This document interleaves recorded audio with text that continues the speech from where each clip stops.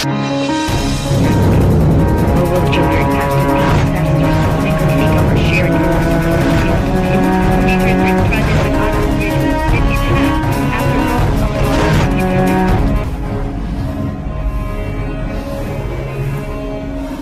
for free lahat po yun. Because I wanted to show na, yeah, okay, Mystica nga. Yan, kinikilalang celebrity singer yan or whatever. Pero at that point, I wanted to show them that this is Mystica, the ambassadress of goodwill. Pero sister, kailangan may sasagutin ka sa akin mamaya. Yung, anong nangyaring pag-walk out na medyo parang hindi yata, parang hindi makatwiran ang ginawa sa'yo. Yun ang ipapaliwanag mo. Okay. Paliwanag mo later. Oh, sige, talaga. Okay. Isa mo lang paalala mga kaibigan. Okay. Makakalimutan na naman natin. Mapapalo tayo dito. Nakagaw na ba? Oh, nakagaw na ako at that time. Yes. Kaya sabi ko, binitin. Okay, maghintay sila. All my skin blemises. Pero mali rin, no? Yeah, mali talaga. At saka, wala siyang budget eh. Wala akong budget. Samantalang may budget for that. Yes. 100,000. I could have easily asked them 100,000. Kasi yung talagang haba ng ano ko, yung ibubuhos ko. Tapos I had to pay my own gown and everything. Tapos only year, pahiya sa iyo yun Ayan. Mag-react kayo. Oh, yun na nga. Tatanong ko yun. Ako magtatanong. Mali yun. Mali yun eh. Binastos siya. Alam mo wala ako eh. Ako magiging kaaway na kung nandun ako. Kasi hindi ko alam yung invitation niya eh. Nakagaw na ako doon. Ako makikipag-away na. Ready na. Mali yun eh. Mali. Ako nagwala ako. Kaya. Oh yes. Alam mo sa totoo lang sister. Hindi. Sa totoo lang. Swerte sila. Dahil ito, international loan, dumating doon ng walang bayad. Yun yung point doon. At saka, they have to be thankful kasi hindi ko sila pinasas. I could have easily done that. Ako mali yung ginawa sa kanya. Buti na lang siya. Mali. Mabait pa to eh. Pagalitin niyo ako. Sabihin niyo lahat ngayon. Kayo naman ngayon. Sabihin niyo muna kung narinig niyo and then magtatanong. Tatanungin ko anong suot mo, tapos anong feelings mo. For me, mali yun. Stronger faith in God, great and worthy cause, knowledge of supply and demand in the marketplace, and the last is excellent growth returns on unique Better Globe trees. As everyone knows, success will not happen overnight. Ganda ng boses niya, no? Take time and effort to Alam check mo, out dapat na ginawa niya lumapit sa exceptional tabi mo. secrets. Not on the Yun nga eh. Kakalat yan sa media forum. Oh yeah, tama. Tama. Kakalat yan. Kailangan ni ano natin. Lahat ng network. Tama. Thank you. Mag-phone pat ka sa program na. Kasiraan Thank nila you yan. po. Sige po, Kasiraan nila yan. sige po. Hanggat hindi sila malapit at nag-a-apologize. Okay mga kaibigan, nagbabalik po si Juvie de Guzman sa ngalan pa rin po ng Mystica's Mystic Moment with Juvie de Guzman. At syempre mga kaibigan, alam nyo, nagagalit ako, naiinis. Yan. Hindi mo yata makatarungan yung nangyari sa aking sister. But anyway, may tanong dito si Ma'am Hilda. Yes, pero ako itatanong, ano bang suot mo that time na binanggit pa sa, kumbaga, in-announce talaga Microphone niya? pa? Microphone pa? Ano ba naman Yes. yan? Okay. Nakasuot na po ako, ready to go na po, ready ng rumampa at that point. Yes. Suot na ang aking corona. Hawak-hawak ko na rin yung aking scepter. Tapos yung aking gowns. And then nandun na rin pati yung apo ko na may dala pang krus.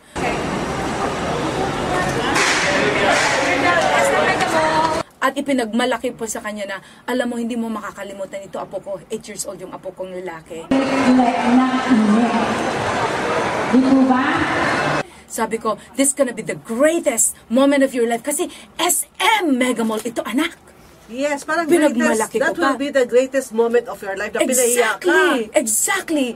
Of course, hindi ko naman talaga makakalimutan to kasi dahil po, naakala ko maging fairy tale, it became a nightmare. Yes. Tama. Totally. Ganon. So, para sa akin naman po, by the time that I asked Miss Esper Darling, sabi ko, si Miss Juvie na last time po, nakayanan niyang kausapin, pinagbigyan naman po kami. So why can't I have the opportunity to talk kung sino po talaga ang kausap niyo sa SM? Hindi pwede. So meaning, sino dito ang dapat na in charge talaga to take care of this situation? Esper Bowling. Sinong malakas ang loob, pumares na? Sige. Ganito ako. policy din naman No, po we doon cannot. sa nag-sponsor. Had we known So, na I mean, gano'n. there should be a good agreement between them and me naman po. Pero, To be fair on my no, part. but Kasi it was not kayo him. na lang po ang natutupad. Well, Hindi ganito lang kasi. ako ng 12,000 sa akin ano, just because of this. He can close this program. Well, I can go home too. I am giving you the greatest favor here. And I have a commitment to them. Nag-sponsor sila sa akin in order to be here. At maliwanag ko yan kay Wala ba naman? Sinong malakas ang loob, pumares niya? Sige. Yes. Pero ang Diba? Kasi she could have easily went there, katulad ng ginawa mo na, ay hindi pwede kasi sponsor niya nagpadala yan. Kung wala yung sponsor niya, walang mistika dito eh. As simple as that. Sa June o third Tuesday. But usually our practice is we celebrate the Pinoy Aging Pinoy Day every second Tuesday of the month. So remember, if you have time, just coordinate with Aging Pinoy. I will be here and I will pray that universal prayer which I prepared 20 years ago. Pero, obviously, she didn't want to go there dahil ayaw niyang ipakiusap sa akin eh. Hindi pa siya nakontento, mga kaibigan. In-announce pa niya, as in, makikita nila later on sa YouTube and Facebook. Yes. Because I want everybody to find out talaga kung anong nangyari. Kasi it's not enough na nagsasalita lang ako eh. That video itself will prove everything na tama po ang sinasabi ko. Hinihingi ko si Engineer Tabligan will be here to make final decision on this. No? We'd like to first apologize on the discrepancy of our announcement and invitation. Ikalawa, yung parang for those who are invited, parang kami mismo mag-apologize in one sense na there are policies of the SM, especially sa Mega Mall, na parang hindi namin nasunod. So, gusto kong in-public ito para kasama sa pag-aalaga natin ng enerhiya ng serbisyo sa seniors. And sana naman ang mga seniors would look at this as our lessons learned for taking the wrath of our enthusiasm to run a program. Minsan may mga policies kami na hindi namin nasusunod. And we'd like to follow sana this afternoon. So, kung okay, we have how many? One senior and one young youth who is here for the Santa Cruzan. Two youth, and we have middle youth who is in her beautiful gown.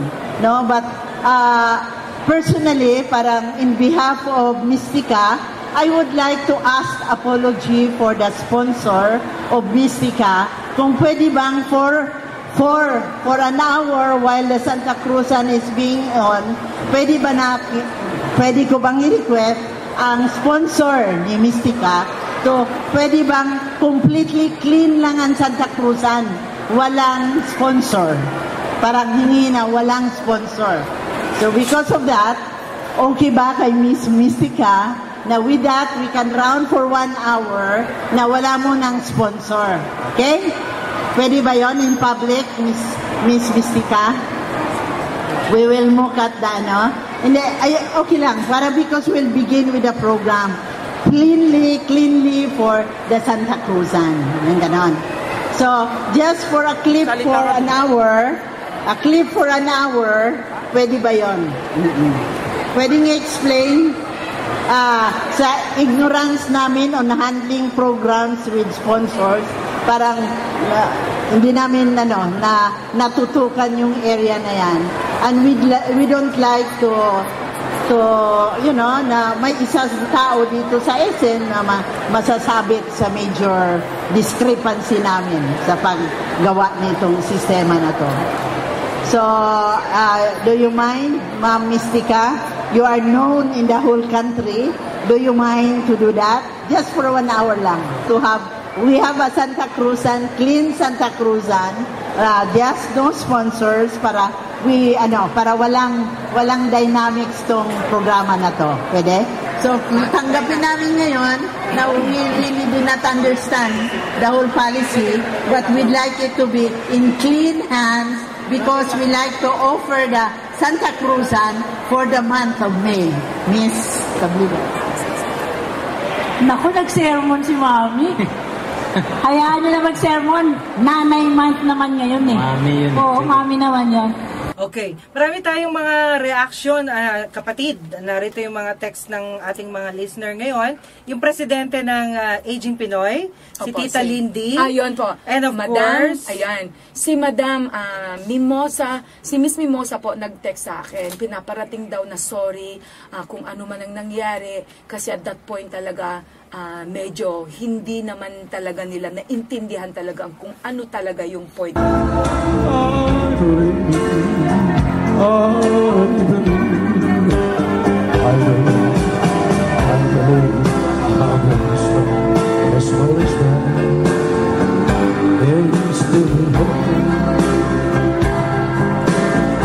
believe that someone, maybe great someone, there's everyone.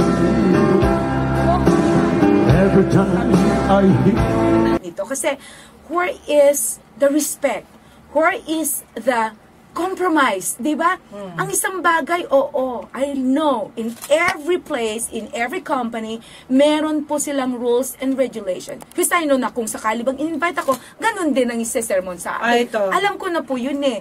But of course, in this kind of situation, bigyan naman po natin ng matinding yung bang, para bang bigyan natin ng attention. What went wrong? How could have been easily solved na hindi na kailangan pang ipakita sa mga tao na ang Mystica ang nag-walk out. They should be grateful enough na I still did my best para magpaka-Reyna Elena kasi nakagawn ako eh. Well, I just wanted to say everybody that it's really nice to be here today, this afternoon, but unfortunately, there is a call coming from my boss, and since there was a little misunderstanding here, so I'm sorry, I have to pull myself out from there. Gusto ko pong mag-Reyna Elena, pero of course, meron pong nagpadala sa akin dito, and I have the responsibility to erase placenta, my sponsor po. But since there was a misunderstanding na hindi naman po pala pwede na i-ano ko pong ano ini-endorse ko, just a matter lang naman po na so medyo sila po ang nag-decide, okay? Endorser lang po ako. So, I'm sorry. I love you all, but I have to pull myself out. Thank you so much. Okay. Yan na.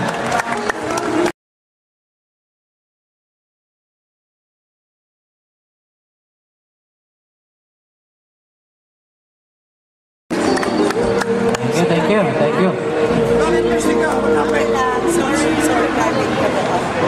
Thank you very much. Thank you very much for the beautiful princess. Ma'am Cora, tinyo. Tita Cora, sino yung isa ba? Our Aging Pinoy from Makati, Cora Tinyo. Thank you. We would like to show you that we can follow rules also. Hindi naman ako nakadamit soldier o kaya isang commander or whatever. Okay. Kasi kung minsan, ibabagay mo rin sa ayos mo, ibabagay mo rin kung ano yung situation mo at that moment. Para bang, okay, Reyna Elena ako at this point. So, I did my best para graceful exit. I just said that, I'm sorry po. Oo nga, natotoo nga, I said yes. But, meron pa rin po akong boss na masusunod po dito. Since sila po, ang mismong nagpadala sa akin.